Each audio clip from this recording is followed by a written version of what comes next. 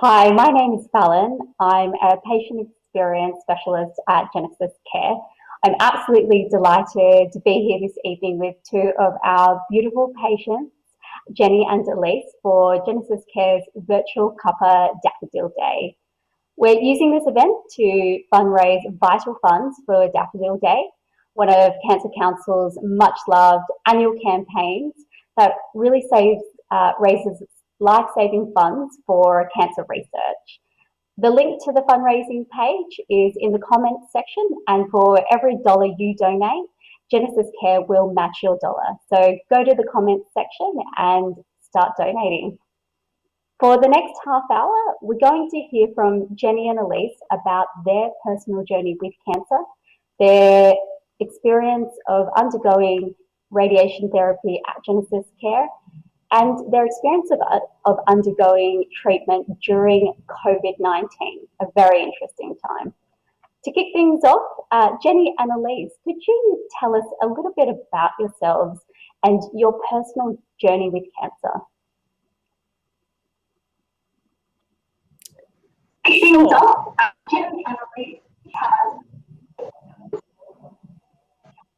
Cool. I'll just start then. So, hi, I'm Elise. Sure, I'll just jump in while the internet. Oh, no worries. You go. My name.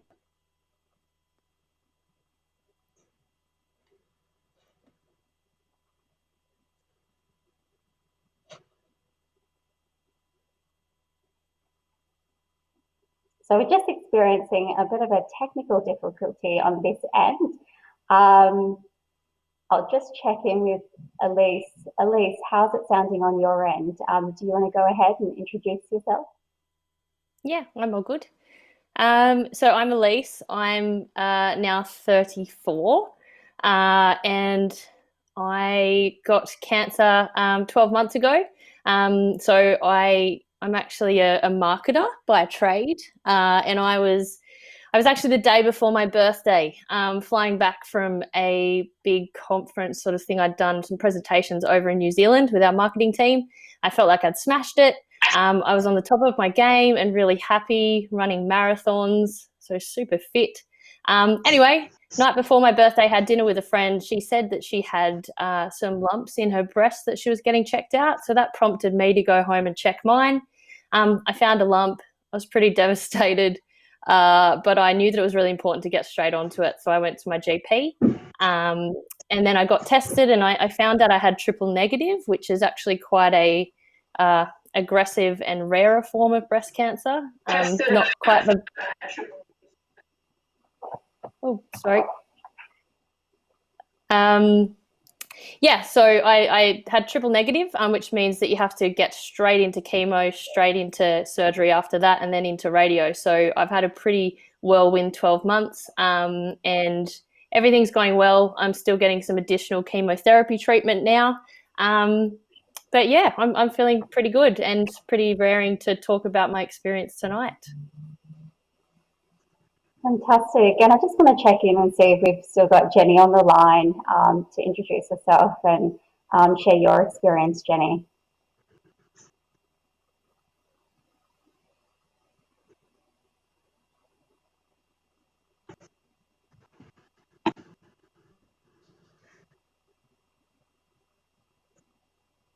Jenny, can you hear us? Just checking in. Thanks, Fallon. Okay, so I was 13 when I was diagnosed with... So Jenny's just cutting out a little, so we'll just stick with Elise for now.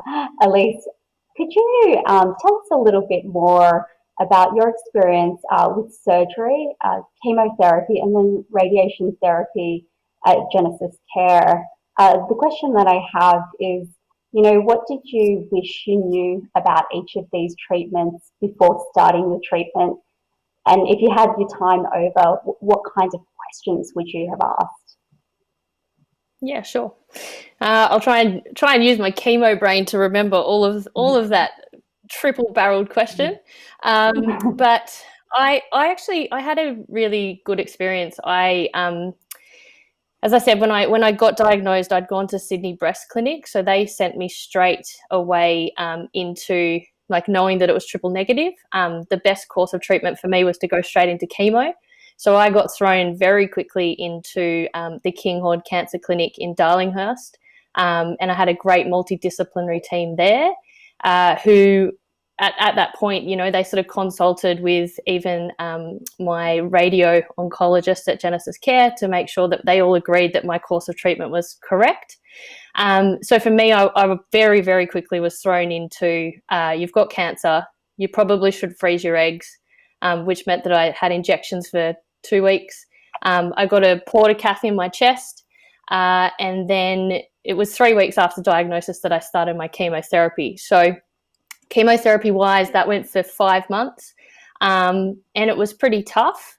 I think my chemo oncologist, Rachel Deere, who I love dearly, was actually really good to me. She was very upfront and said, look, don't try a cold cap. Don't try and think that you're going to keep your hair. You won't. It'll be gone in 2 weeks, so I'd suggest that you shave your head to start. I mean, she gave me warning, but honestly, if there was something that I wish I'd really taken seriously, I did shave my head, but it still fell out in patches, just even in hours on one day. That was about a week and a half after my first chemo treatment, which is pretty devastating, but certainly not the worst of all the side effects you get. I think with radio, I had a really good experience of this is what to expect. This is exactly how we do it. Side effects, I didn't have any problems basically with any of the treatments I had. I also had really good understanding when I had my surgery that, you know, the best course of action for me, given I didn't have a genetic mutation. So guys, anyone who hasn't had cancer, there's a whole world of jargon and crazy things you would never even know or think about. But basically, if you don't have a genetic mutation, you don't necessarily have to, or it's not necessarily recommended to have a double mastectomy. So I knew everything going into that. I believe I made the best choices that I could, and that my team helped me with all of that. The things I really would have liked to have known, aside from like your hair will literally fall out in a few hours, is basically there's a whole bunch of things out there, like look good, feel better workshops that help you with skincare and makeup and doing crazy things like pretending you've got eyelashes when you don't. That was super helpful. But for me, there was a whole bunch of things that I ended up researching or getting advice from, unfortunately, other friends who'd been through it, on how I could try and keep my eyebrows a little bit longer or my eyelashes a little bit longer, how to get my hair to try and grow back faster, or knowing that I couldn't really sleep at night, so having an eye mask and earplugs. There's just a whole bunch of little things like that I wish I had have known. So for me personally, I'm actually trying to start creating some chemo starter kits for girls, just so they have all that stuff. There's kind of a session you have at the very beginning, at the start of chemo, when they give you a bit of this is what's going to happen in a day's time, and you just get thrown into it and you've got no real understanding of all of the physical, mental changes that will happen. So I actually want to start a few kits based on that to try and help some girls. And probably the second thing I would have liked to have known was just more about how I could probably use holistic treatments to maximize my chemo impact. And maybe not even just my chemo impact, just my, as I said, my mental, physical, emotional well-being whilst going through treatment. So I think I'll probably talk about it later, but there's been a whole bunch of changes I've made since that I probably would have liked to have made in the first place. So my nutrition, just some things that might have maximised my chemo effectiveness, I think, would have been something I'd like to know. So my advice would be to try and, amongst your multidisciplinary team, sort of ask about what's available in terms of psychologists, nutritionists, maybe even naturopathy, mindfulness, all those sorts of things that can really help you out.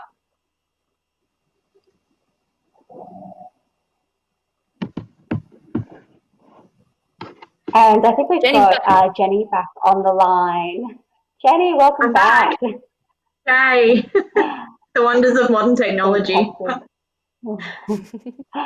Jenny, I'll ask over to you to introduce yourself. Tell us a little bit about you and some of the treatments you underwent during COVID-19? Yeah, I was going to say I'd love to share my experiences, but I don't know if anyone would ever actually say that they'd love to talk about breast cancer, but here we are.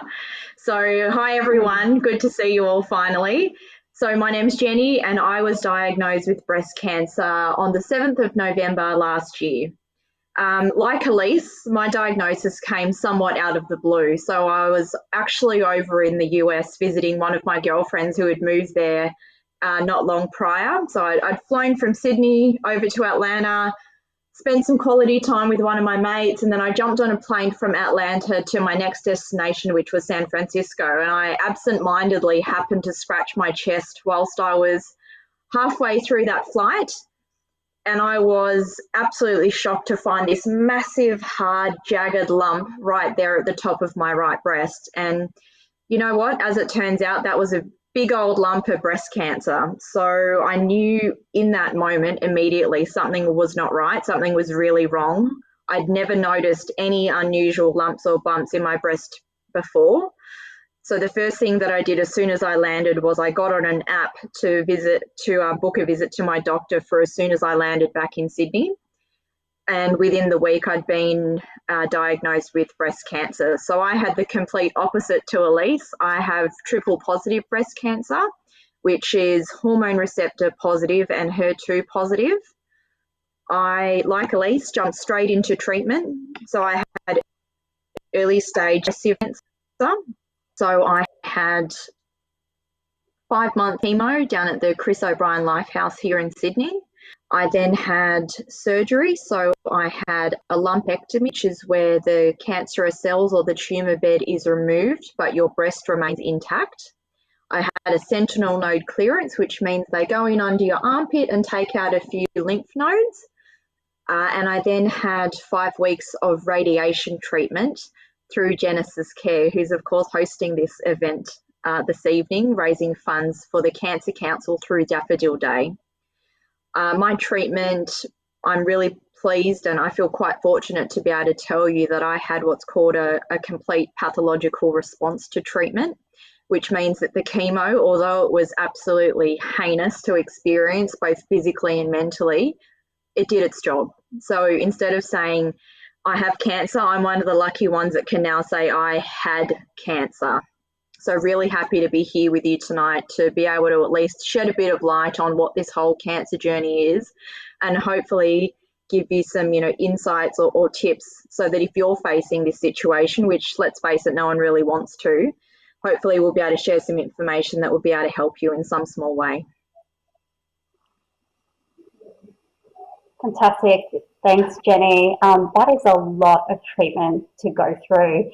In terms of receiving comprehensive care where your doctors and nurses are working together, do you feel like you got the support from a multidisciplinary team? And, what was your experience with nursing staff and accessing allied health, Jenny? Yeah, well, something that really struck me quite early on in my treatment journey, and I'd say that this carried through from both the Chris O'Brien Lifehouse through to Genesis, and I was treated through Genesis at the Mater on the Lower North Shore in Sydney, is that all of the staff that I came into contact with are just so caring, supportive, and passionate about supporting people like me and Elise, who are facing probably one of the biggest challenges of their life. To overcome cancer. So you really felt that love, the warmth, support every single day. In terms of the multidisciplinary team approach that you mentioned, as I understand, the standard of treatment when it comes to breast cancer, which is a complex cancer within the Australian landscape, is that you are treated by a multidisciplinary team, which includes people like your medical oncologist who deals out all the drugs, your surgeon, radiation oncologist, and all sorts of other very intelligent people who coordinate to ensure that you're receiving the right treatment based on your circumstances. I would say that speaking specifically about Genesis, I was super impressed with the team that looked after me through radiation. So that team is, as I said, at the Mater here in Sydney, and the team's led by Jenny, and I spent a whole lot of time quality time with my nurse Di, who I believe is listening in tonight. And I'd say that I felt very confident that I was getting the best standard of treatment possible. But not only the best standard of treatment, I genuinely felt cared for every day when I went into the centre during COVID to receive all the treatment that has done a good job and has saved my life. Great, thanks, Jenny. And a question that I have is, so ladies, as part of your radiation treatment, did you receive a tattoo, the permanent tattoo?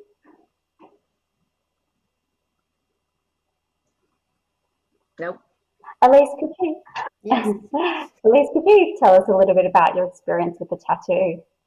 Lucky you, Jenny. I know. I feel like Jenny's had a couple of lucky things in her. I mean, there's no luck. Anyway, right, to answer my question, the tattoo. Look, I think I didn't. I know for some women it is confronting and it's not something they want. I think I'm a little bit of a, I don't know, probably a little bit on the positive side person and make the most of things anyway. So for me, I'd never actually had anything that I was passionate enough to get tattooed on my body. So I always kind of wanted one, but never got one. So getting 3 immediately was actually kind of cool for me. I mean, I just made the most of it. I went from no tats to 3 tats, and they're not really that exciting. They're just tiny little, kind of looks like freckles on my chest, on both sides of my chest. So it wasn't a big deal for me. Actually, I think I've got like a portacath scar, and I've got my surgery scar. So having a couple of little dots extra on my chest wasn't really a big deal for me. But I do understand it could be for other people. But it was a pretty seamless procedure for me. Just went in and met them, the Genesis team, because I went to Darlinghurst rather than the Mater, but both in Sydney. And that team was really, really caring with me around that situation as well. So they talked through everything they were going to do. It literally was like a little pinprick that went on to me 3 times. It was a little bit confronting to get my photo taken without my shirt on, but Jenny, I'm sure you're exactly the same. From the moment I started, when I had my first scan done, I was like, horrified to be standing in front of so many people with my shirt off. But now, 12 months into it, my gosh, I just almost take it off in every room I go to. So, you know, I think it's something you get used to. I totally agree. You end up feeling like a bit of a piece of meat by the end of it, don't you? You're like, everyone's seen it all by this stage. Seriously, enjoy the show. Yeah. Exactly. I went to the acupuncturist the other week, and I was like, "Do you need me to take my shirt off, like take my bra off as well?" And she's like, "No, I really don't." I was like, "Oh, okay, just every other appointment I need to." So, love it. Elise, it's a really good point you bring up around having the option. So whether you want the tattoo or not, I think that's a really key piece, is giving patients the option.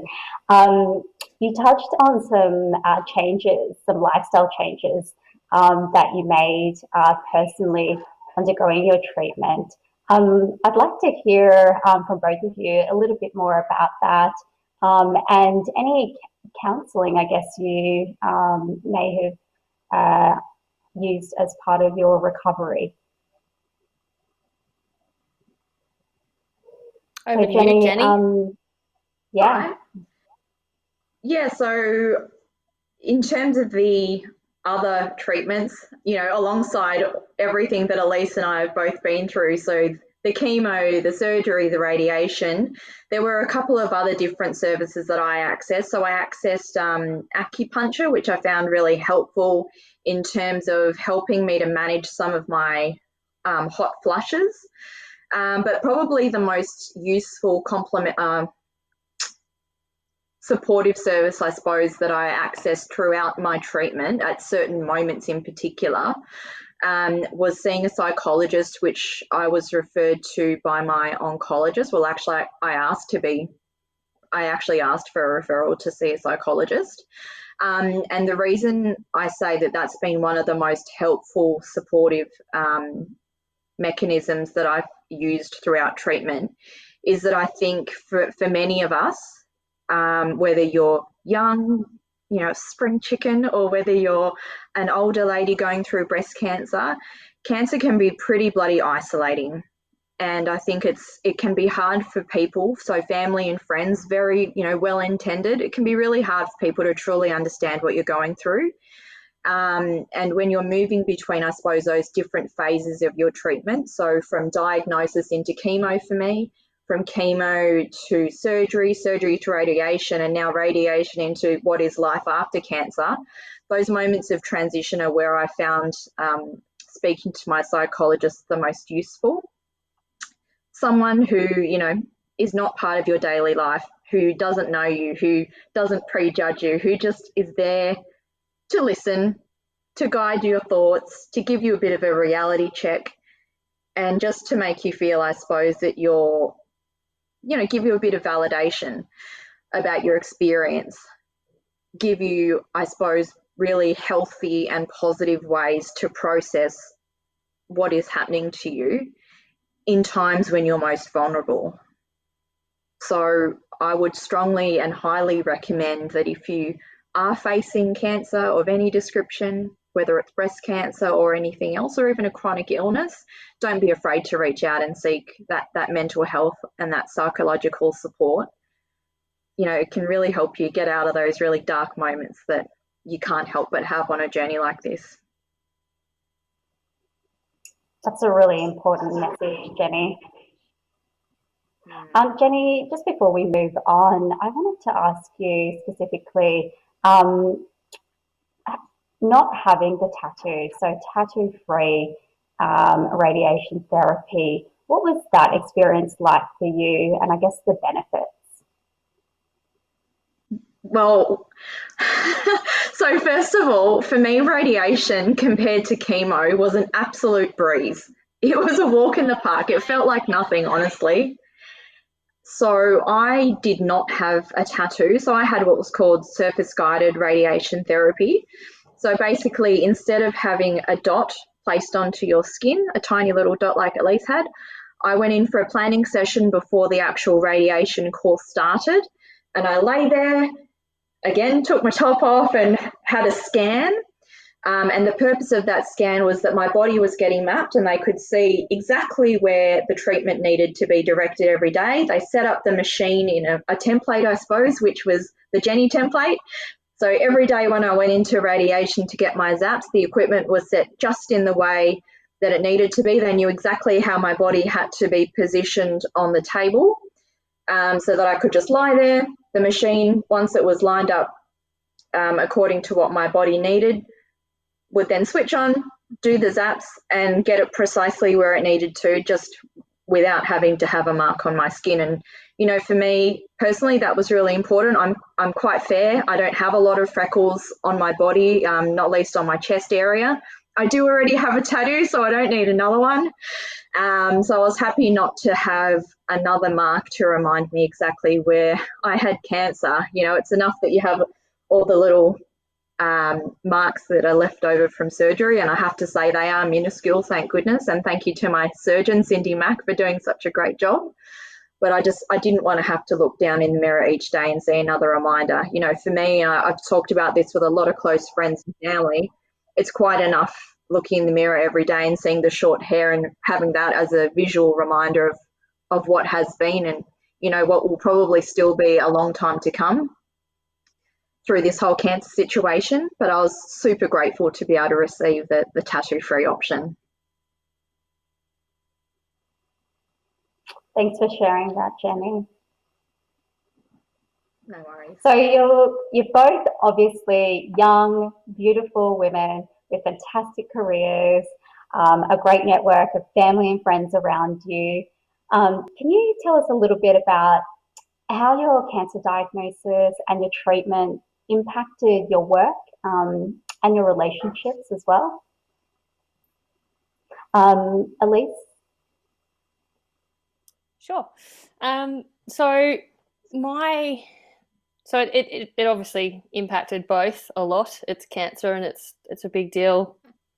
and your life's thrown upside down immediately. But look, I'm happy to say that on both fronts I had incredible support. My work, in particular, my boss, who, if she's watching, her name's Laura Halbert. She's not my boss anymore, but she was incredible. She, from the moment I told her it had happened, she just said that she would organise for me to move on to other projects that were a little bit easier. She handled telling everyone at work. She came wig shopping with me. She came to my chemo. So she's probably an example of the world's best boss.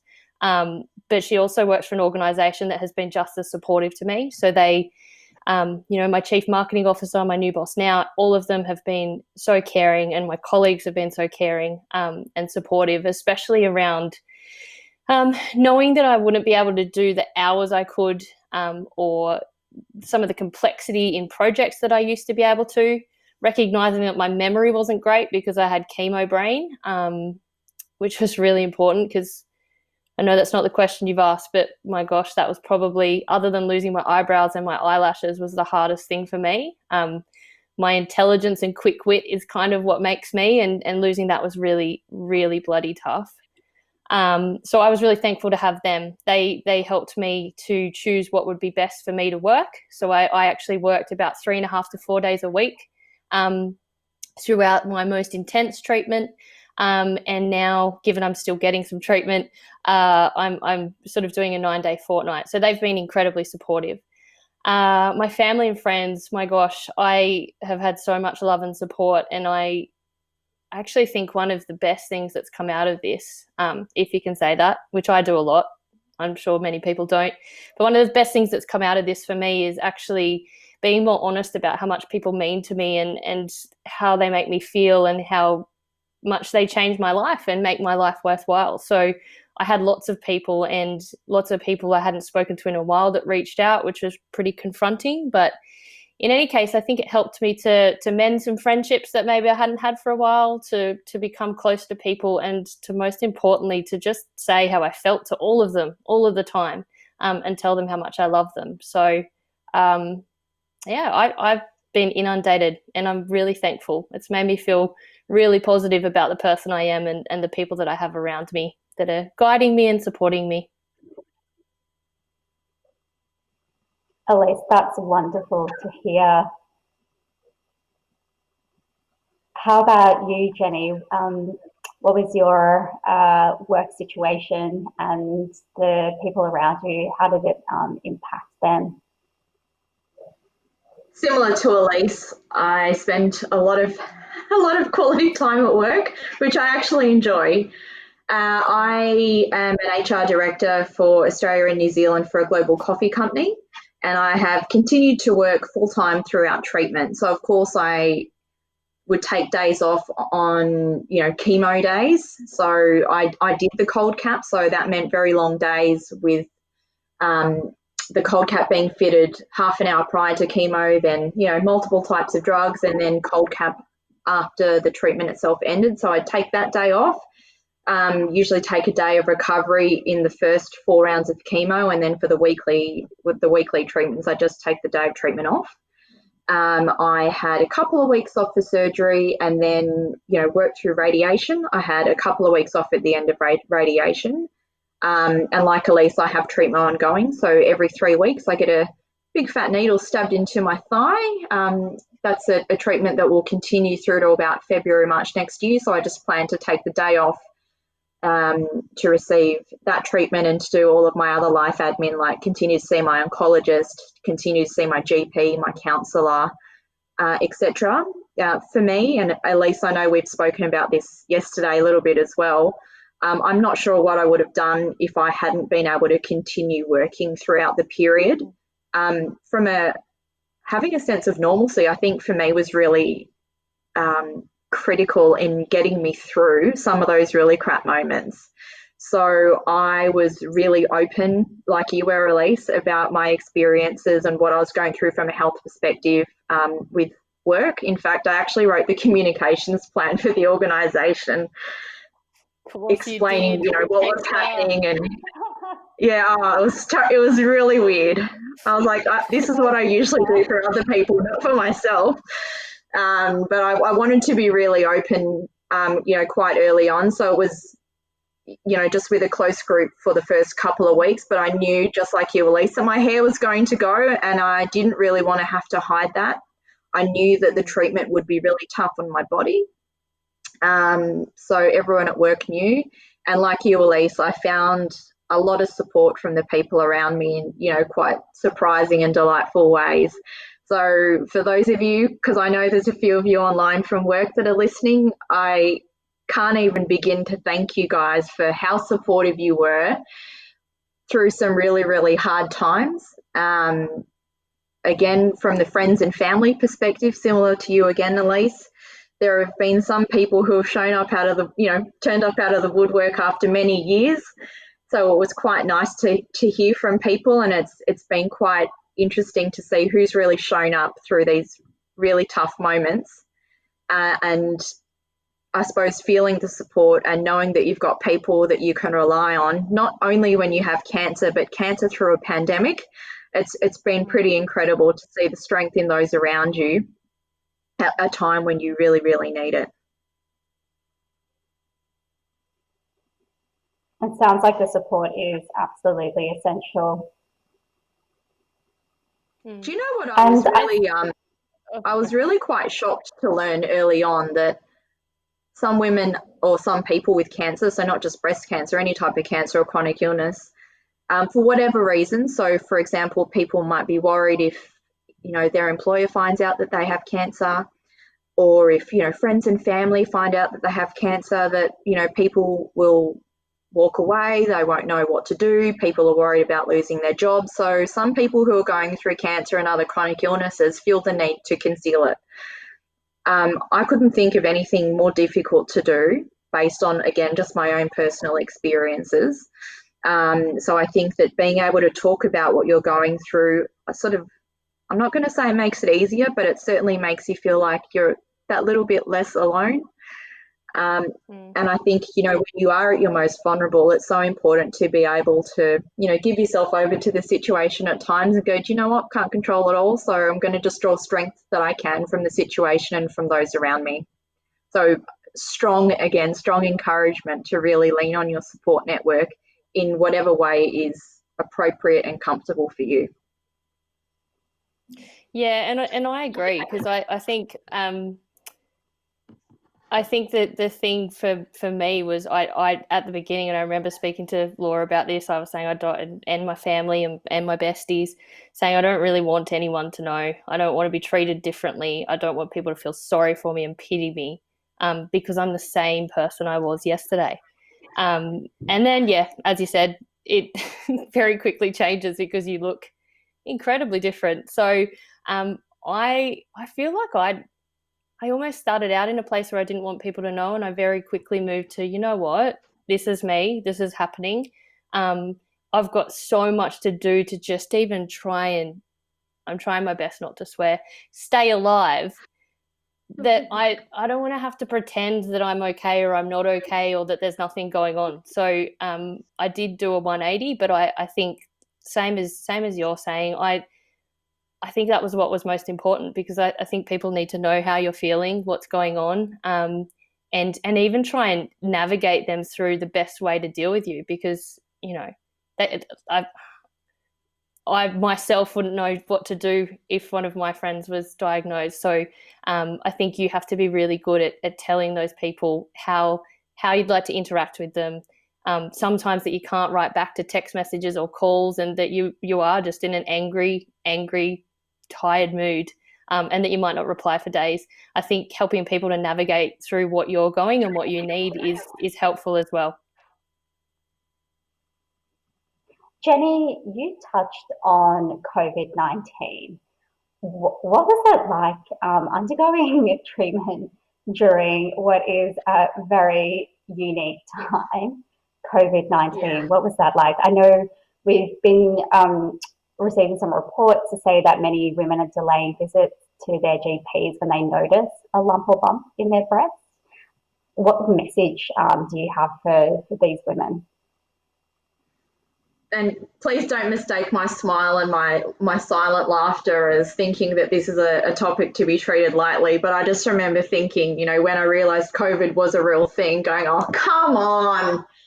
Isn't it enough to deal with cancer, let alone a global once-in-a-lifetime pandemic? Seriously? What is this year? But anyway, it was an experience, shall we say. I think at the start, so I remember this was early March when COVID was a real topic to be acknowledged within Australia. You know, it had finally dawned on us that this wasn't just something that was playing out over in China and other Asian countries. This was now on our shores and a reality that we needed to address.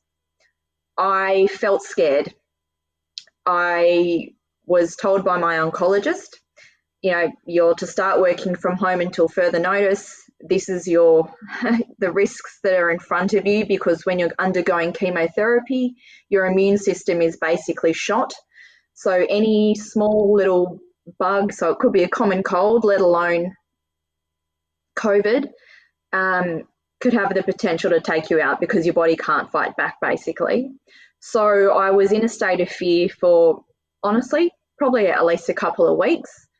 I was quickly mobilised to work from home. So, you know, one week on the Friday, I was going into the office as usual.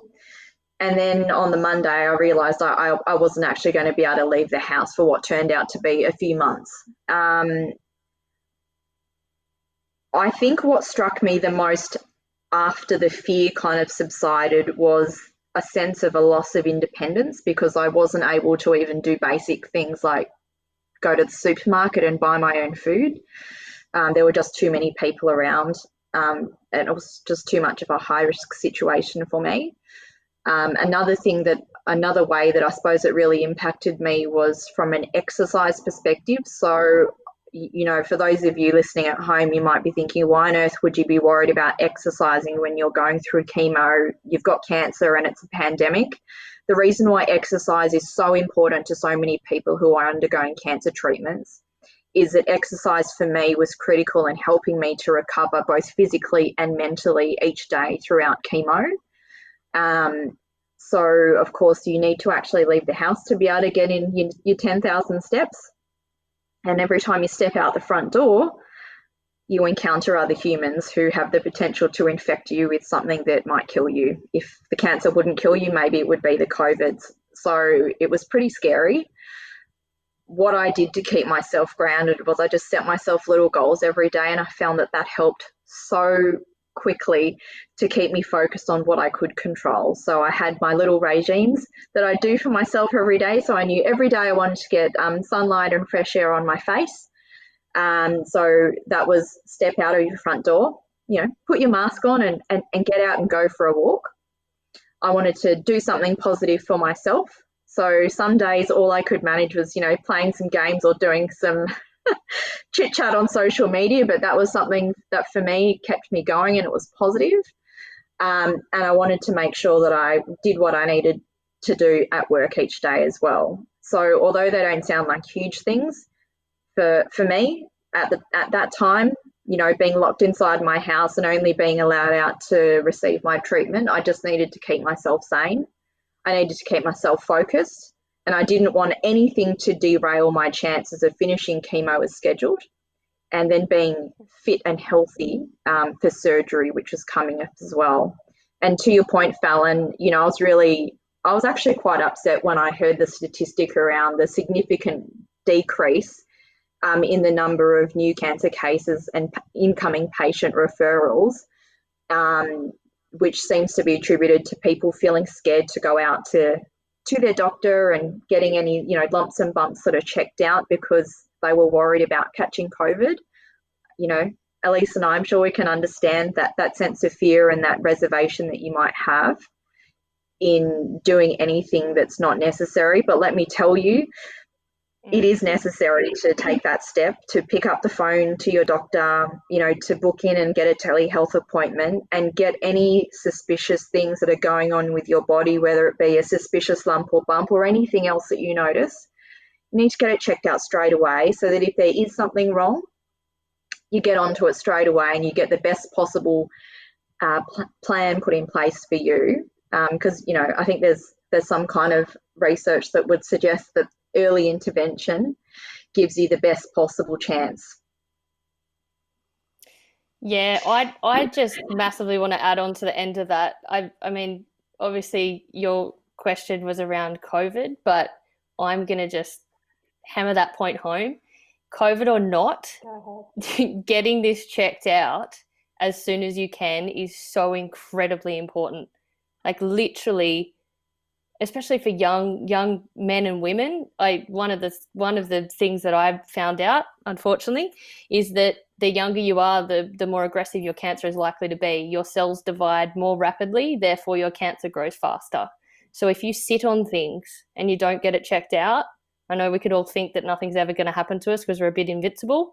Maybe not so much when you're in your early 30s, but I certainly did think I was a little bit invincible. But I did jump on it early, and if I didn't, then it very, very easily could have spread, and I would have had even worse survival rate statistics than I do now, with just a few weeks. So genuinely, I'm banging on about it and adding to Jenny, and it's not just COVID. Get it checked out, because a few weeks does make a difference to your chances of living beyond cancer. Thanks, ladies. It's been such a pleasure getting to know you this evening. Any final words for what you're saying, Elise, building on that? Any final words for other women in a similar situation?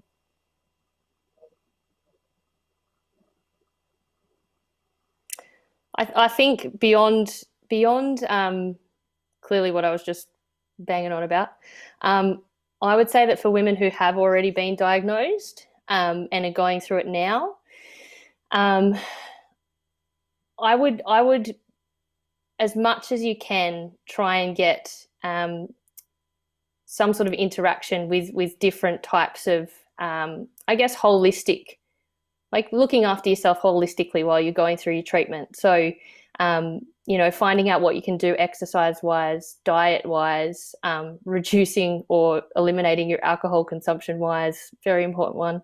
And then, Jenny mentioned psychologists, but absolutely, I saw a psychologist, am seeing a psychologist. I would suggest that. But I'd just sort of say the medicine is absolutely, ultimately, the thing that's probably going to save you. But all of the other things that you can do to make yourself feel good are probably going to be helping you too. So I'd be asking my oncologist or my surgeon or my breast care nurse, whoever it is that you can, what else could I be doing?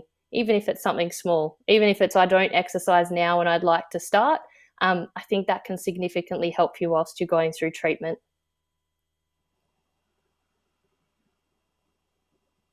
And Jenny, from you, anything else that can support breast cancer patients during their treatment? Yeah, absolutely. I think one of the first things that crossed my mind when I was diagnosed, and I still feel like this from time to time, is this sense that my body has let me down. And it really knocked my confidence in myself and, what my body was supposed to be doing for me.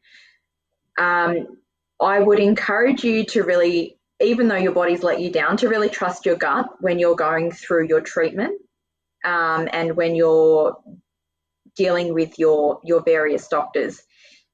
You need to understand what treatment you're going through, and I would encourage you to ask a whole stack of questions until you actually understand and are confident in what's taking place. So I hear a lot of stories about women, undergoing breast cancer treatment who are intimidated by their oncologist.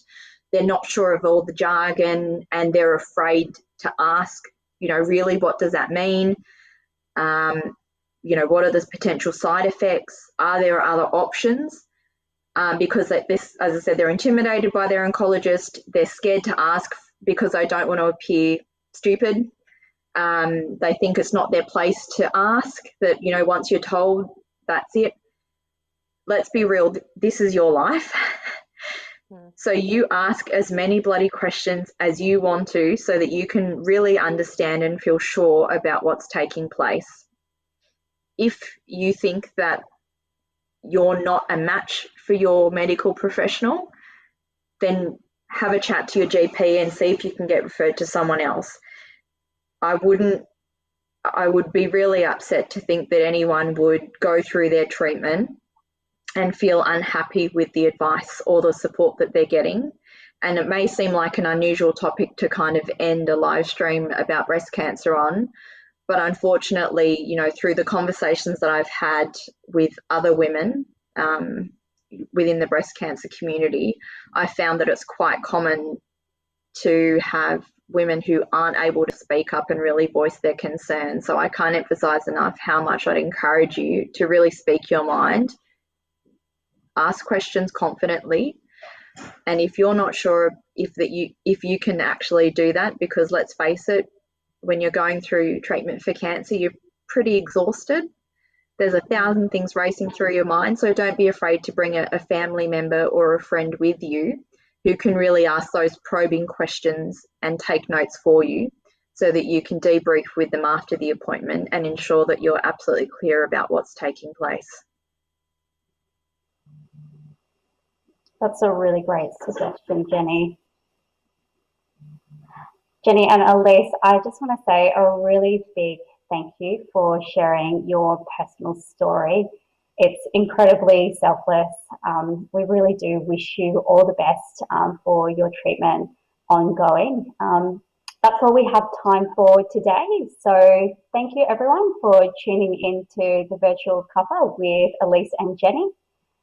We really appreciate it. And don't forget to head to the comments section and donate so that Genesis Care can match your dollar.